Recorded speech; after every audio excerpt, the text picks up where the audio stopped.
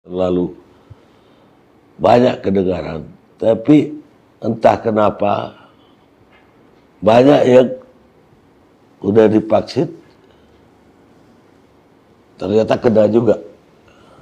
Dokter spesialis yang tiap bulan mengontrol kesehatan saya, internis, udah divaksin, sekarang di ICU, udah 3 minggu lagi.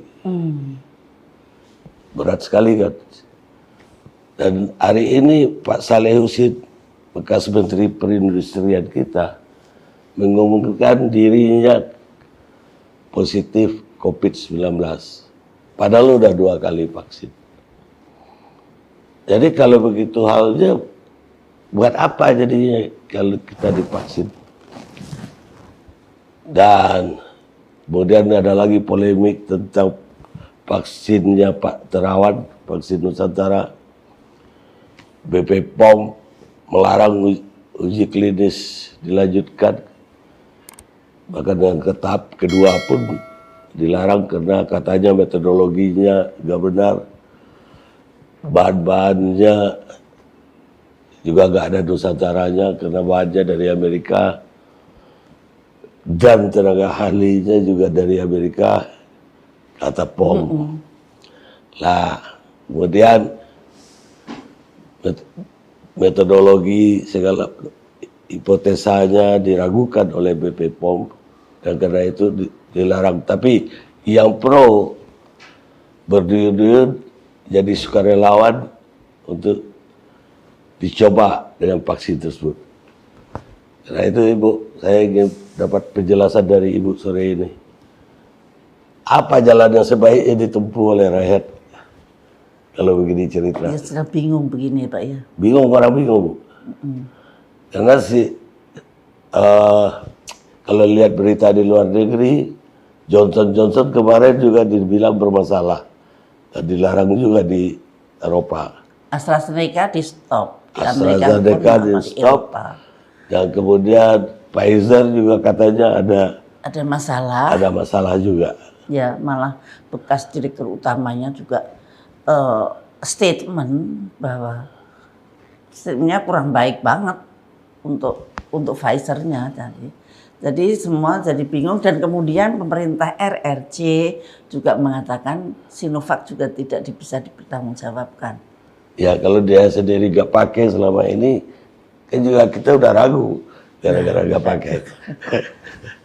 Saya udah hampir sudah paku, tapi begitu dokter saya sendiri masuk ICU, nggak jadi deh. Iya betul. Saya juga kehilangan teman saya, dokter-dokter itu ada 2 yang setelah divaksin kemudian sakit dan kemudian meninggal. Jadi begini Pak, barangkali kita kupas tuh dari vaksinnya. Kita perlu nggak sih vaksin? Iya. Gitu. Ya, sebetulnya dalam sejarah tidak ada yang mengatakan bahwa pandemik itu bisa dihentikan dengan vaksin. Lah, apa penicillin dulu bukan menghentikan pandeminya sakit gara-gara nggak ada antibiotik. Yang dulu. Iya. Jadi kalau pada pandemik itu ya biasanya belum ada obatnya. Nah seharusnya obat itulah yang dikejar bukan vaksin. Karena vaksin itu bisa dibuat kalau virusnya sudah stabil. Kalau masih mutasi, mestinya vaksin jangan dibuat dulu.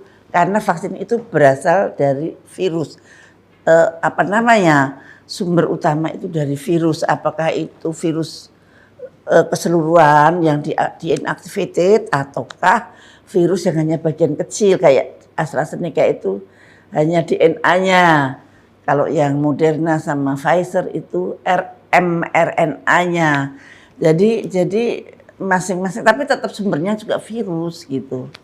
Jadi sebetulnya saya juga kaget. Saya mengalami waktu itu pandemik flu burung, kami tidak butuh vaksin. Flu babi Indonesia juga tidak butuh vaksin dan bisa berhenti dan bisa kembali lagi normal. Tapi vaksinnya beredar memang di luar.